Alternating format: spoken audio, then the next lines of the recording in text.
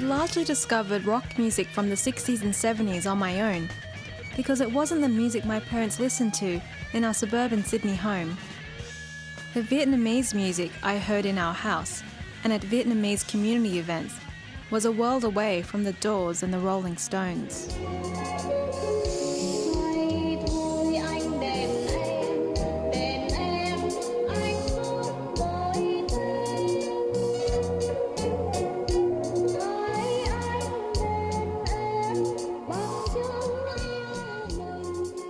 My parents are fond of Vietnamese music, so growing up I'd often hear it.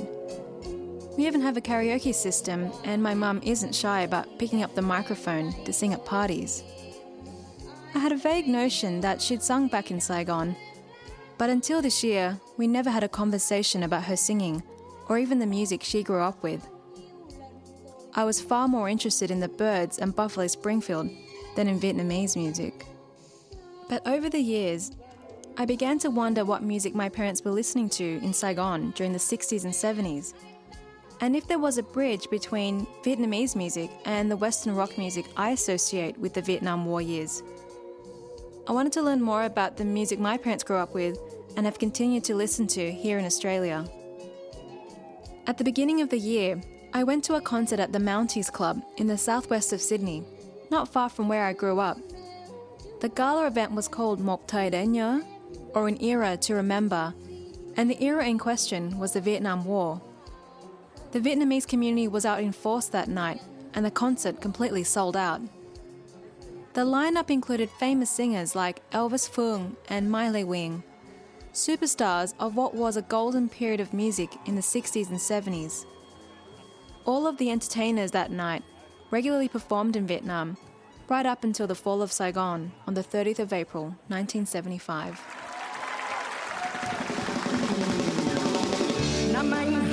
I take my mom to come this concert because she's a big fan of all the singers today. Nói một lời đôi.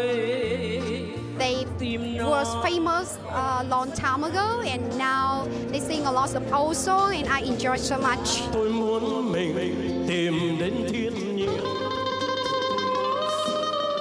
My name's Helen.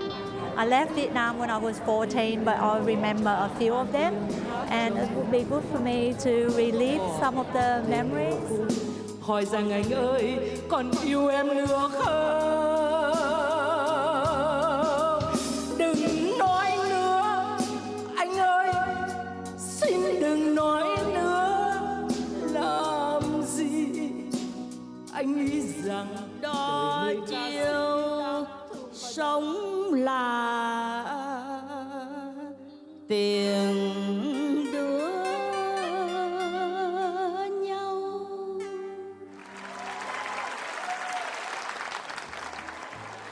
Being at this concert made it clear to me how the war cast a long shadow over the music of the time.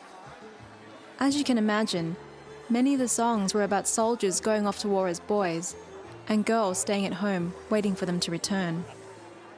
My parents' experiences were echoed in the lyrics. My dad, for example, had been in the army. The concert opened my eyes to a new way of looking at Vietnamese music, which I hadn't paid much attention to growing up. I heard a lot of pop music, but there was rock too, and it was the overtones of rock that I found particularly intriguing.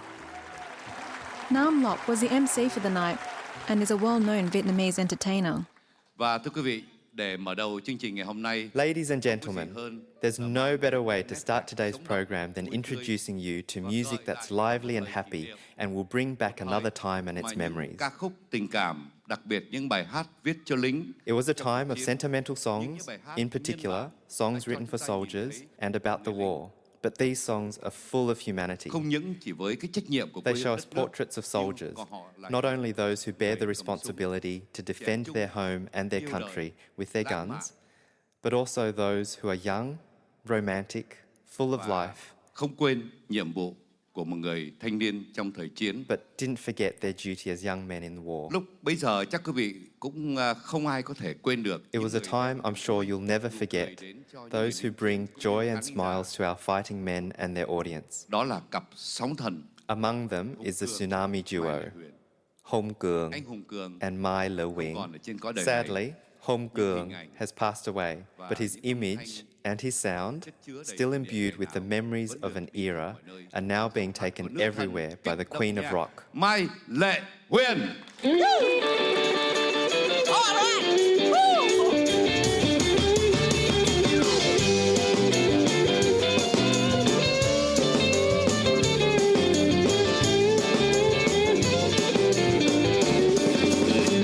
Anh ơi có bao nhiêu 60 năm cuộc đời, 20 năm đầu sung sướng không bao lâu, 20 năm sau sầu tư cao vời vợi, 20 năm cuối là bao.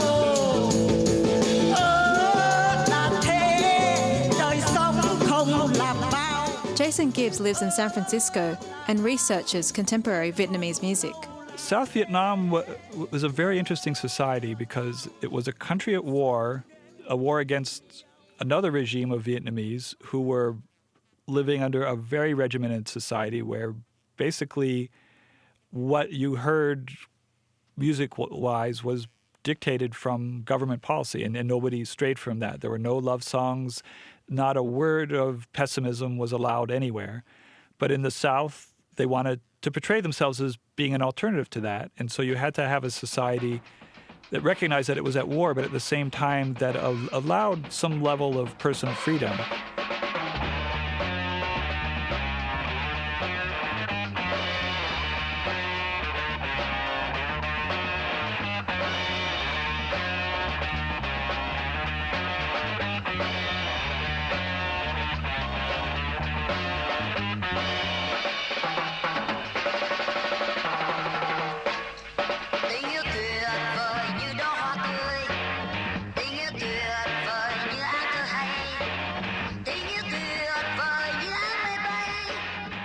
That's the CBC band, who were popular in Vietnam during the war. I eventually tracked them down in Texas, and we'll hear from them later in the program. This track is from a compilation called Saigon Rock and Soul, released a few years ago, featuring rock from 1968 to 1974, straight out of Saigon, most of which hadn't been released in decades. Early on in my journey, I found exactly the rock music I was looking for, and I found it by going online, as you do these days. That's how I got in touch with Mark Gergis, the musician and music collector behind Saigon Rock and Soul. He lives in Oakland in California, and we bonded over the shared experience of growing up with migrants as parents. The fact that he was Iraqi Kurdish and had been listening to Vietnamese music since the 90s was almost as intriguing as the compilation itself.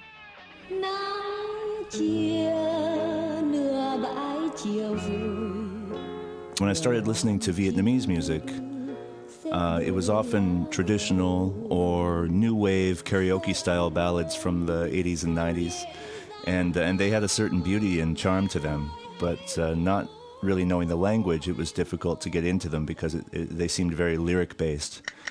And I heard a collection in the late 90s, actually a collection of Vietnamese music called Ho. But this was a collection which showcased the street music and the pop music of modern Vietnam. And when I heard this, I really liked it, and I knew there had to be more out there.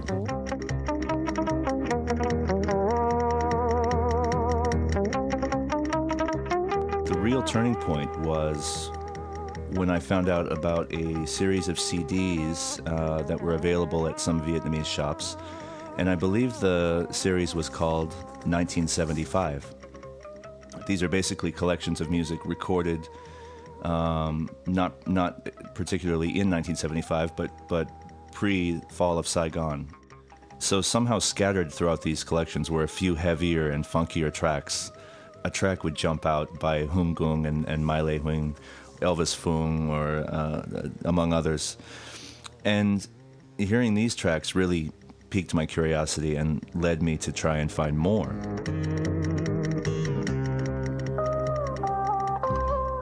In the case of Vietnam, you know, many of the old records never even made it to reel tapes or cassette tapes, much less onto CDs. And a lot of that had to do with the results of the war. and much of the vinyl records and possibly the reel-to-reel tapes were destroyed or they were stashed away to deteriorate after the fall of Saigon.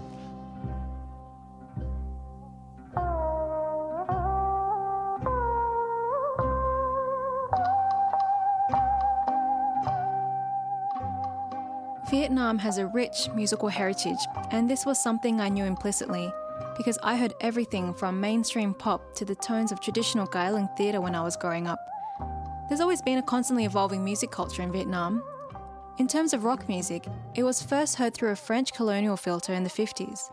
As Jason Gibbs comments, largely with students attending French high schools and just sort of being aware of what was happening in the Francophone world. And so there was a certain amount of the mostly British music, but some American music too, that sort of filtered through France, and then the sort of French singers who adopted that style. It was a style of music in France called yeah yeah, and so they would sing these rock songs with French lyrics. And I think that was the earliest introduction.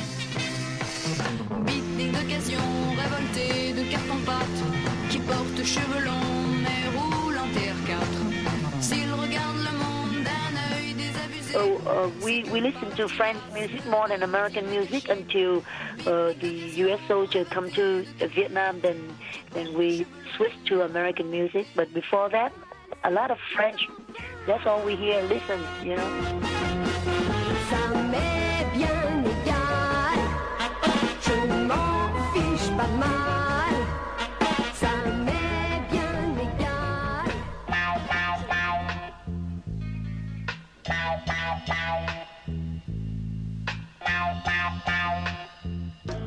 I think that the music really got going on 3 or 4 fronts. I mean, there were the young people who discovered that if they could learn how to play this music, they could get a lot of, lucrative gigs. The CBC band was one of the young groups that formed in Vietnam at the start of the 60s. Big Long was a singer in the band alongside her 2 brothers. I remember when I was young, when we started out, just 3 of us. At that time, U.S. soldier not come to Vietnam yet, so we play a lot of for Vietnamese crowd. And I sing 1 Vietnamese song and 2 American songs. But the Vietnamese people like that because they see when we were young. When I started out, I was like 7, my brother 8, and my younger brother is like 5 years old. So when they see kids sing American song, the Vietnamese people like that. They think it's very talented, for the Vietnamese kid who can sing American song. So we just keep on playing all American songs, and until the U.S. soldier came to Vietnam, and then we play for the U.S. soldier.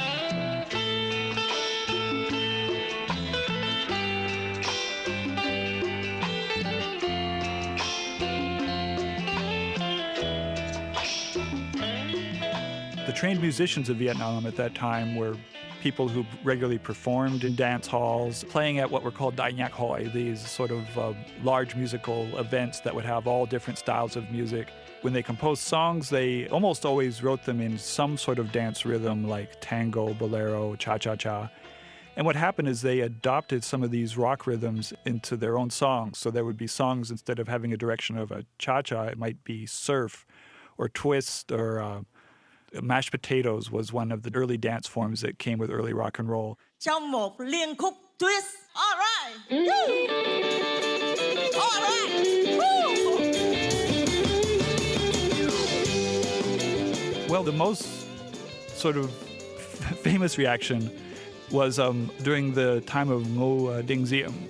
His sister-in-law, Madame Nhu, was on a very public crusade to prevent the Vietnamese from dancing the twist. Ballroom dancing had long been very popular in Vietnam as an outlet, and as the twist, an American dance form that also probably came to them through sort of the Francophone media. As that became more popular, it was suppressed by the government and actually banned.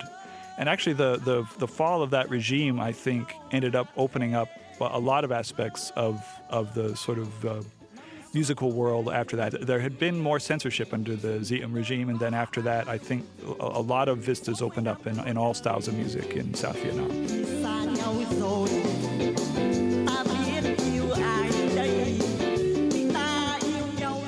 That's Miley Wing, performing a live version of the twist in concert at the Mounties Club in Sydney earlier this year.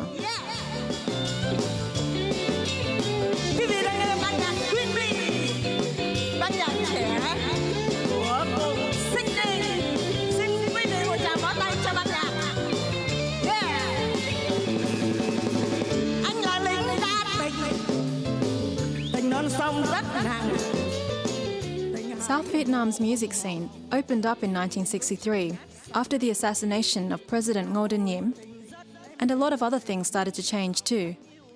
The stage was set for the arrival of the American troops. Entertainer Nam Lok. So when the soldier come, they brought more opportunity for them to discover. They have more music tape. They employ some of the band. Hey, what's up? What's going on right down here? Hey, what's going on? What's happening in the world? Gergis. It's another warm day here in Saigon. Hope it's nice wherever you are.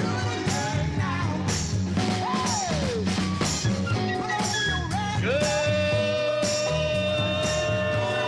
morning, Vietnam. Well, I mean, the real sort of infusion of American armed forces started in like 1964, 1965. So that was a very strong influence. And so part of what helped the music to really thrive during that time was that there were a lot of Americans in the country, and they wanted to be entertained. And if there were Vietnamese who were able to play music for them, that was a very lucrative living that they could make.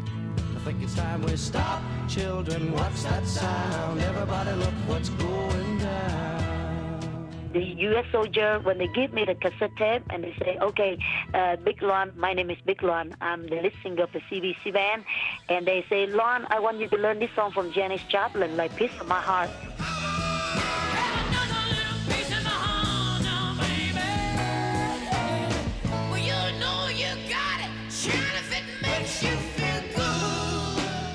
So I just listen to exactly what he sing, and I sing like that.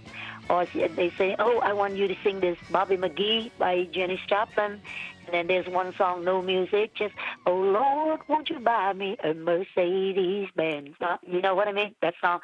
Whatever the song the U.S. soldier want us to sing, they give the cassette tape, and we just listen over and over until we memorize.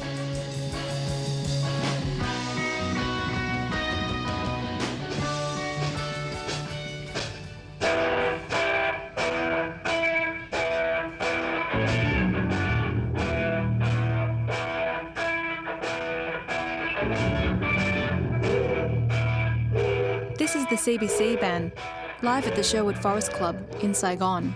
We play like 7 nights a week in Vietnam, you know, like Monday through Sunday. All for the U.S. soldier. We go to clubs like on base, you know, where all the Navy or the Army. We're the highest paid band in Vietnam.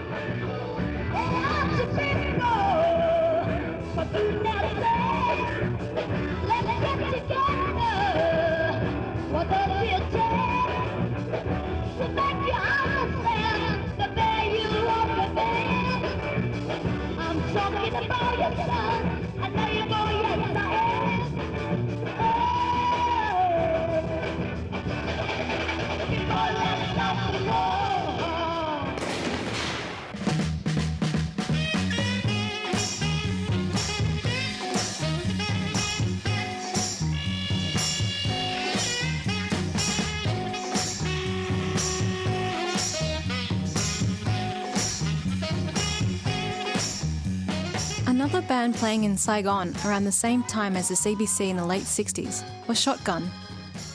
Hoang Lim was the guitarist of Shotgun. I met him at Mounties Club, where he was invited to Sydney to perform in public for the first time in over 30 years. Unlike many high-profile Vietnamese entertainers, he stayed on in Vietnam after the war.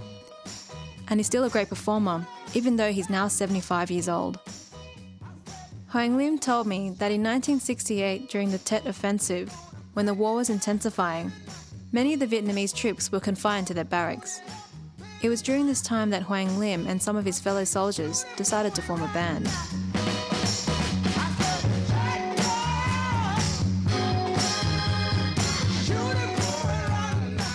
anh em chúng tôi quy tụ lại. A few of us got together and decided to form a band. Tôi lúc đó chưa có chữ At that time, we didn't have the name Shotgun. Là có vợt một cái bản shotgun. We were rehearsing a song called Shotgun, a famous American song. Tôi nói shotgun nó là cái súng đạn chài. And I found out that a shotgun was a gun that spread bullets. Nó tỏa ra một đàn chim đương bay rồi. And if you shot it into the sky, you could take down a whole flock of birds at the same time. Thì cũng như shotgun bắn lên. So maybe we could shoot our music out there in one go and have it spread out in all directions. Thành ra có chữ shotgun. That's how we came up with the name Shotgun.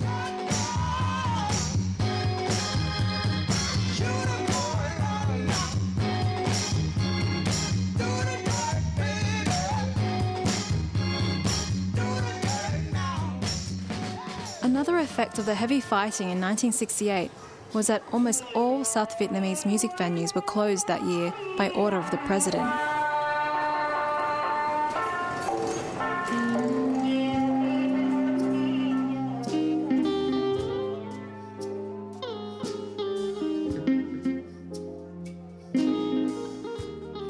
Hoàng Lim. Với lại phần lúc đó là At the time, we could only play in American clubs. Other music venues were still closed. We were playing for Americans, so that's another reason why we had an English name.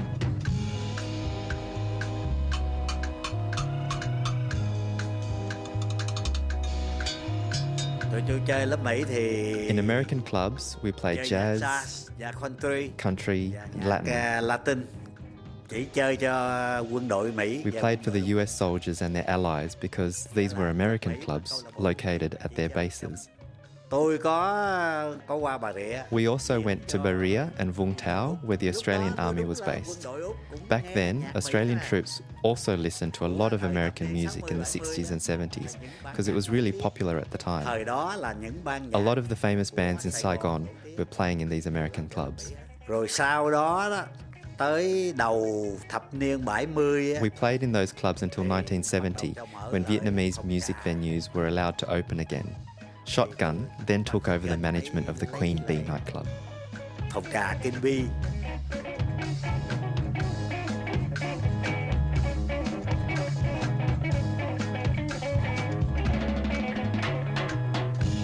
On the weekend from 12 to 6, then we play at the Queen Bee's or the Trudeau nightclub.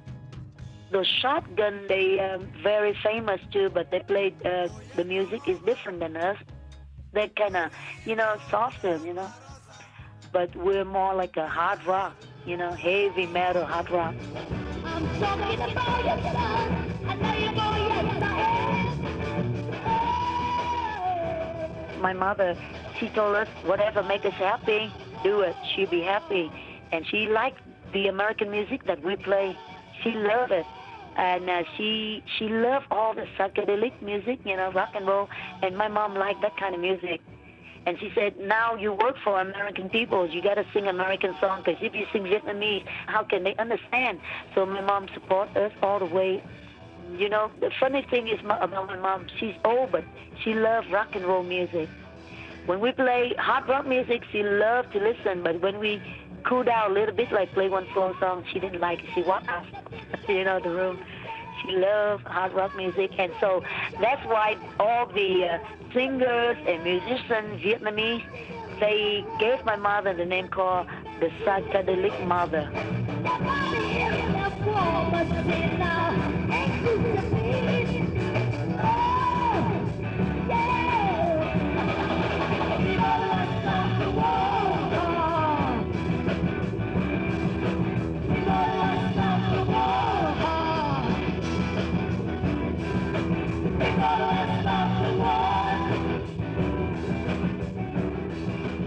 The two CBC band recordings are the heaviest rock and roll I'd ever heard from Southeast Asia. Mark Gergis. We visited the CBC band in Texas, where they live now, and in Houston they run a nightclub called the Mini Club.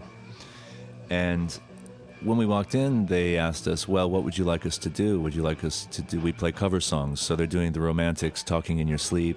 They're doing, old rock covers, the Eagles, and really well, too. They do these songs, they're pros. They've been doing this since they were teenagers or younger. In some cases, I think the drummer started when he was 9 years old. and they're a family. And we came with an old cassette that had been found from the 80s with these 2 songs that they had recorded in the late 60s. And they got out the tape player, and we put the tape in, and they had no idea what it was going to be. And when they heard it, they just started laughing. They hadn't heard the song since 1971.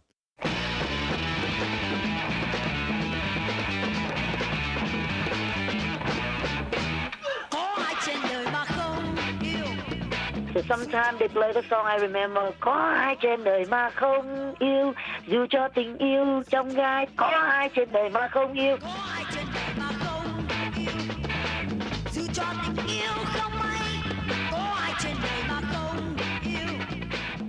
That song, you know what it means? Like they're talking about love and tears and heartache, something like that. Heartache. That's the only few words I remember. I don't remember the whole song.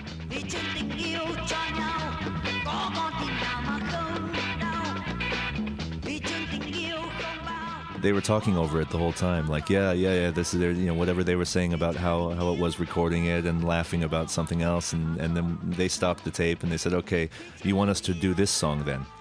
We said, no, we want to put that version of that song on the collection.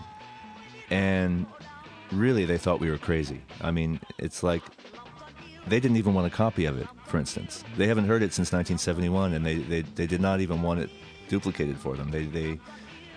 They said, you mean you came all the way to Texas to ask us if you could put this song on a compilation of other old songs like that? Are you crazy? And that really stood out to me. That I mean, it's really, it happened when it happened, and only somebody crazy would want to issue it again. But of course they agreed to it. They said, yeah, sure, of course, but they found it very funny.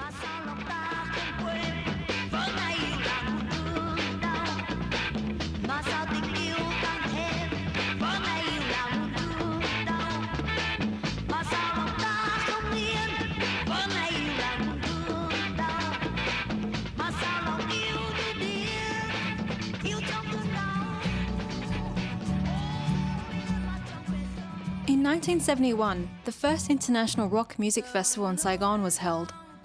I was amazed to learn that such an event occurred in Saigon while the war was raging. I was even more amazed to find footage of the festival online. Watching the video, I could see young Vietnamese women in flares, and I wondered if my mum or any of her friends went. One of the bands that played that day was a CBC band. Here's singer Big Long. There's a lot of young Vietnamese band together. They call our band is CBC band. They have the Dreamers, the Peanuts Company, and the Crazy Dog.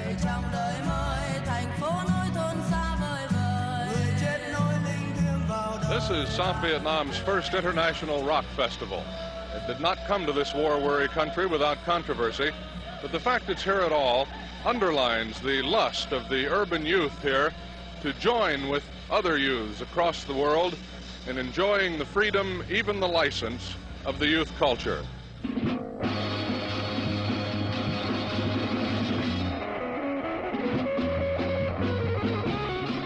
About like 10 or 15 bands together. We play at the zoo in Vietnam because the zoo have a lot of room to have a lot more than 10,000 people out there. Just like Woodstock here in America.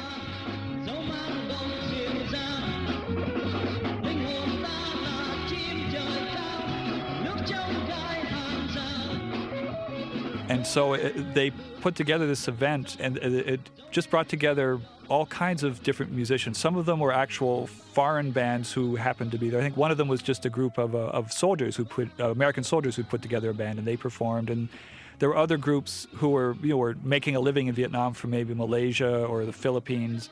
And then there were a number of Vietnamese groups, and some of them were the groups that always played at for Americans, and some were the ones that just played for the Vietnamese students. So it really brought everybody together for this event. The kinds of music that was heard at the International Music Festival included psychedelic rock, or what was called nhạc trẻ, or youth music. This youth music started in reaction to what was going on with more mainstream versions of rock, as well as a rebellion against traditional Vietnamese culture. I think I naturally like this style of music given my love of Western rock and my conflicted feelings about the Vietnam War. The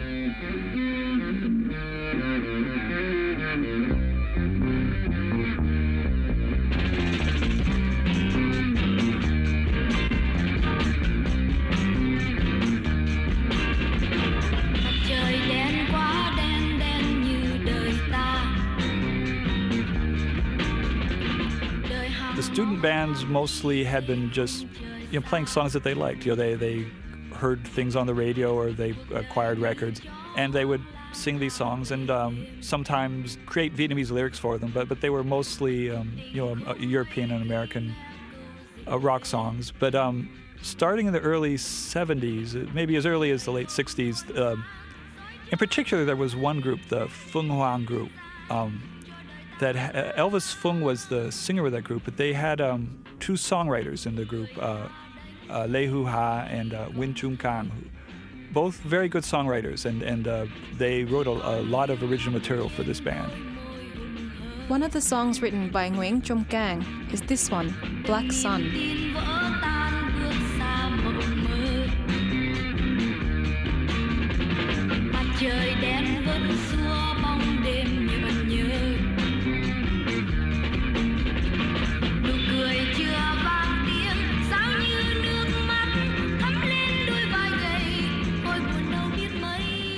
Mặt Trời Đen, the Black Sun, speaks of the dark horizons of that I think a lot of youth, young men in particular, felt at that time, because you're in a country that's been at war for as long as you can remember, and as far as you know will continue being at war, and just the song really, I think, reflects that kind of outlook.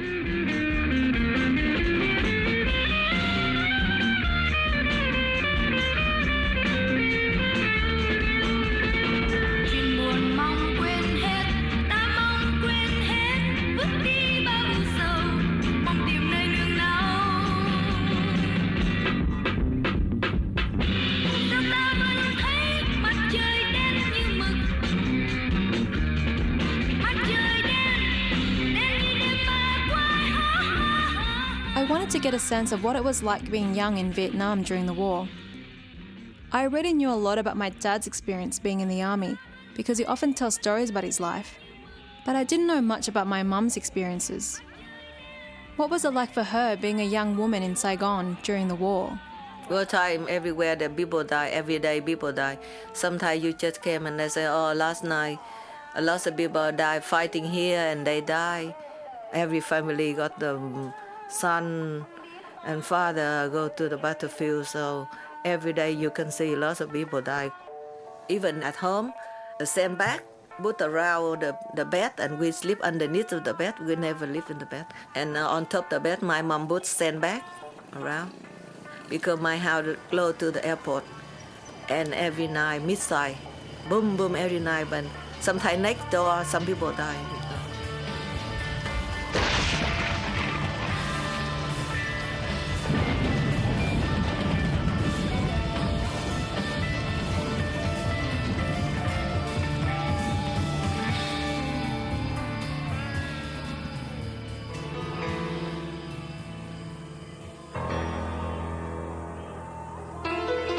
My mum liked this popular anti-war song called Nhiễm Sư, which was written by Trịnh Công Sơn.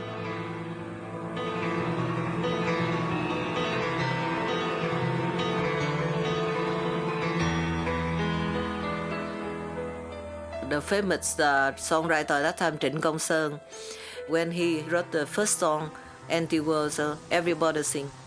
He didn't like America, he didn't like communists. He just like peace for Vietnam, that's all. Because that time everybody scared about the war. Everyone at that time, everyone likes peace, they don't want to fight anymore.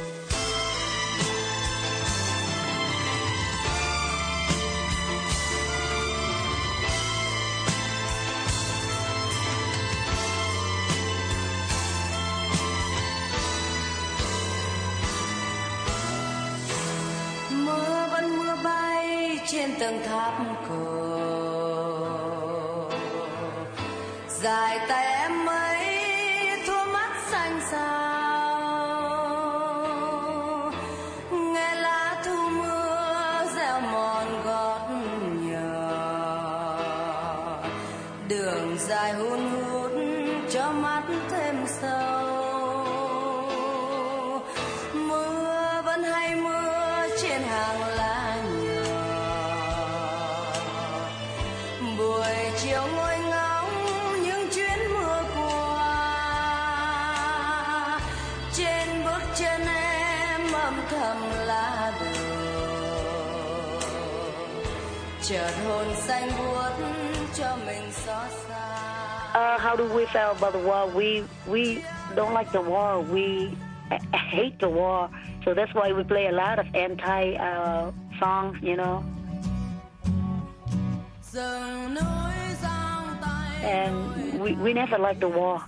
And, you know, I have two brothers in the Navy too, you know. And I also have, you know, cousins and friends. They in the army and they get killed and things like that. And war, we don't have peace. You know what I mean? We can have freedom.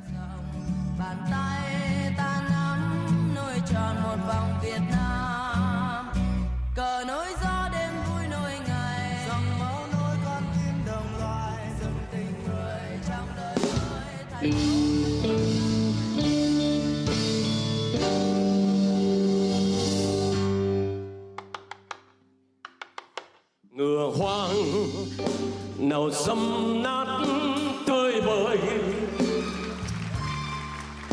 đồng cỏ nào xanh ngát lưng trời.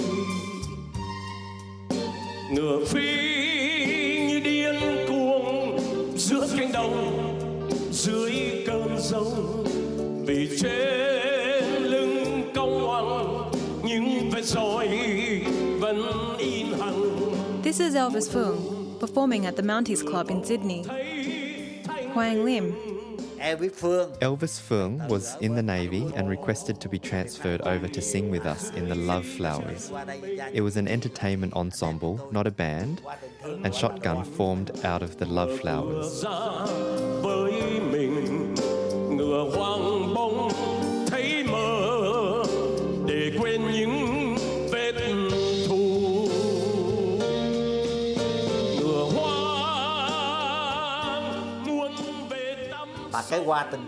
The Love Flowers were formed by the wife of one of our generals. At the main army hospital every Saturday, we would entertain the sick and wounded soldiers.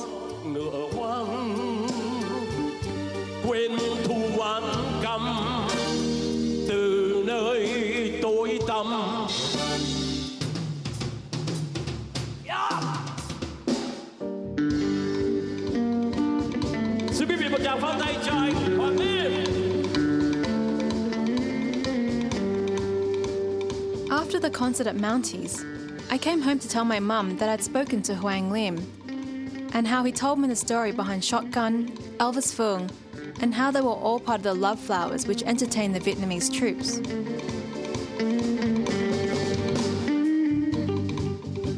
To my complete surprise, my mum said that she used to work with Hoang Lim. It turns out that in 1970, she had been a singer in the Love Flowers, otherwise known as the Wartime group. I joined the Wartime group from 1970 until 1973. Half of the group is the men, they all soldier, and all the female like civilian. I was about 18 years old, and that time I was in high school. And for living, I need to help my mom and my family. In Vietnam, that time, if you need money, no job to do. And my friend, her sister is a famous singer, Yao Lin. One day I talked to her and I say I want to looking for something to work to help my mom.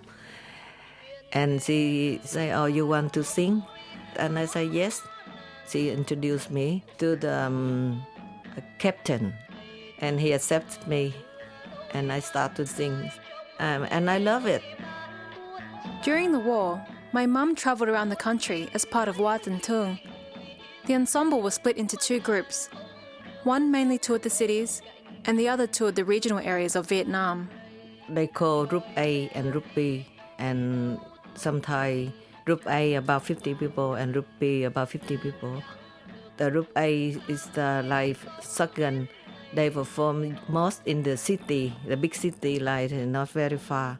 And the group B is we have to go far, sometimes cross the country, Vietnam, South Vietnam, from south to the middle of Vietnam to perform entertainment the troop sometimes in the hospital, in the barracks, in the battlefield.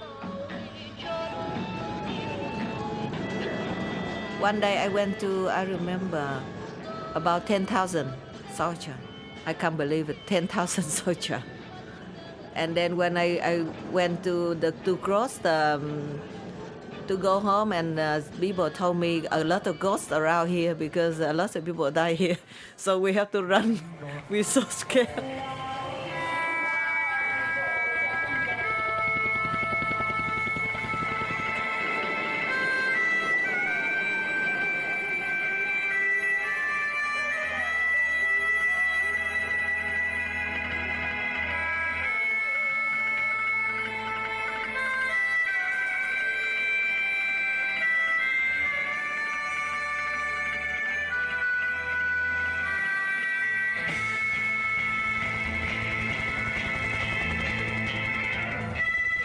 That time I was young and I like it because I got chance to go around, and I got a lot of friends because when we go Ladakh we live together. Every time I go I enjoy it. Of course sometimes you feel worried, but after a couple of times you feel all right because you think it's okay. Sometimes they hide you in the tunnel or something. And the missile, boom, and then we run to the tunnel, not perform, and we come back. They called the aeroplanes C-41. They took us away. I run, and then one lady pee in the trouser because she's so scared. She out.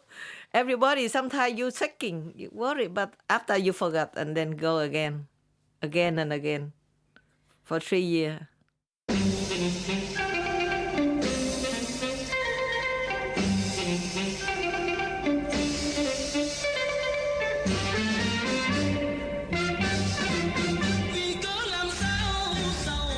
When we went to the battlefield, we never sing ballad because it's sad. The most the soldiers, they live far away, maybe 1 year, 2 years, not go home. We want to boost morale for them, make them happy.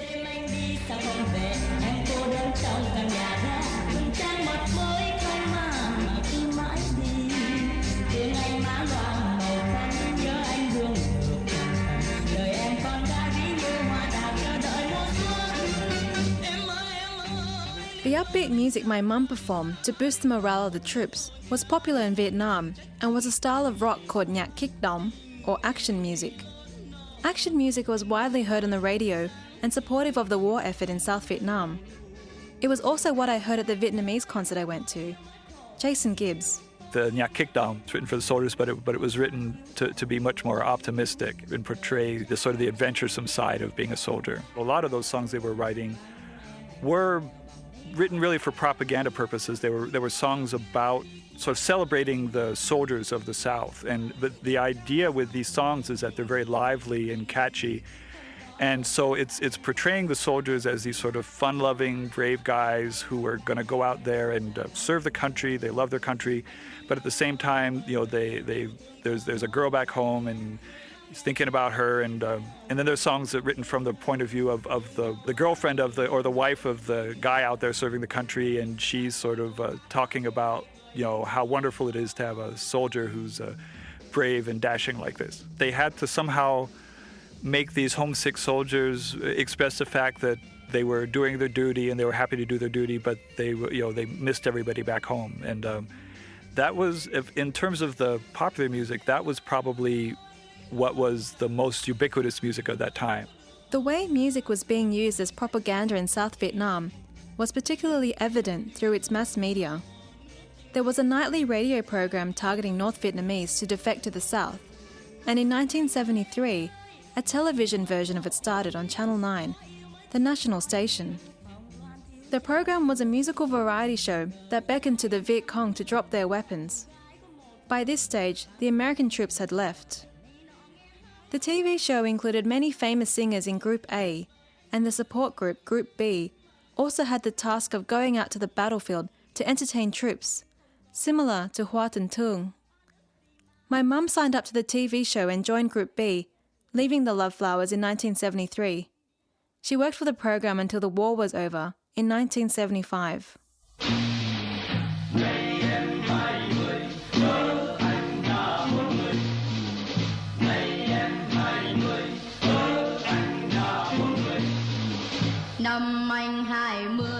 We work in Channel 9 television, you know. Every week, every morning, we have to go to there and practice every day, like choir and all the fighting song for the soldier. Because that time in Vietnam, very heavy fighting, so the kind of music, very strong music. Talking about battlefields, the soldier have to fight, we have to make victory.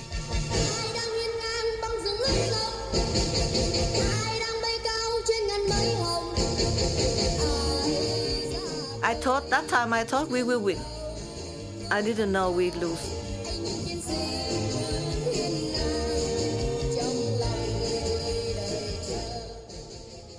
I started out looking for Vietnamese rock, with a fairly simple idea of what Vietnamese music was all about. I was inspired by videos of old Vietnamese music I found online and the Saigon Rock and Soul compilation. I didn't expect to discover more about my mum. Through this journey, it's clear to me that rock is just a small part of the music of the Vietnam War. The music that's part of my cultural heritage is a complex musical landscape, informed by both old traditions and new ones. Whether it was psychedelic youth music, anti-war songs, or action music aimed at soldiers and used as propaganda, at the heart of the music was the desire for people to express their feelings through a language that transcended mere words. For people like Big Long, who entertained the American troops, and Hoang Lim and my mum, who entertained the Vietnamese troops, it was through performing music that they found some sense of joy and adventure in the midst of the war around them. The other thing too is a lot of people say this, and I think it's true, that the Southern people are sort of harder to mobilize in the same way, that they respond more to kind of interpersonal affection, and the word "tingcam" is very strongly used in the South, which implies this kind of affection. And so, if you were to try to mobilize people in the South, you had to appeal to their inner feelings too. The songs go very deeply into the heart of listeners. They use a lot of vocabulary that comes just out of the oral culture of Vietnam. When you hear the songs, and you look at the lyrics, somebody might think, well, they're all kind of alike, because they are drawing from this common vocabulary, but they express sentiments that go very deeply. And so these songs have continued to be the most popular music of Vietnam and a very strong influence. At the concert, An Era to Remember, I returned to the stage after more than 30 years. It's not that I stopped playing. I still play guitar, but at home only. Behind closed doors, I play with all the equipment I have. Guitars, amplifiers, and stereos to listen to the music. I listen to all kinds of music from all around the world. I'm not afraid to say that to this day, I still play the guitar really well. I play with a lot of soul.